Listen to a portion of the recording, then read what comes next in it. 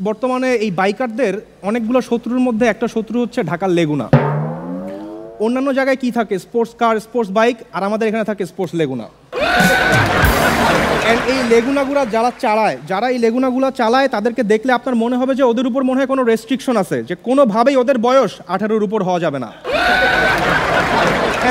লেগুনাগুলা খুবই ভয়ানক অবস্থা, ভাঙচুর অবস্থা। তারপরও এদের স্ট্যান্ডার্ড এতটাই হাই, পাশে যদি BMW থাকে হেল্পার বলবে ওস্তাদ বামে প্লাস্টিক। এই লেগুনাগুলোকে দেখলে আপনার মনে হবে যে প্রথমে মানুষগুলোকে ভিতরে ঢুকাইছে, এরপর লেগুনাটা বানাইছে। এত নিখুঁত অ্যাডজাস্টমেন্ট। এই লেগুনার সামনে বসে আবার 3 জন, যেখানে একজন বসাও সেফ না, কারণ ড্রাইভার নিজে অর্ধেক থাকে লেগুনার বাইরে।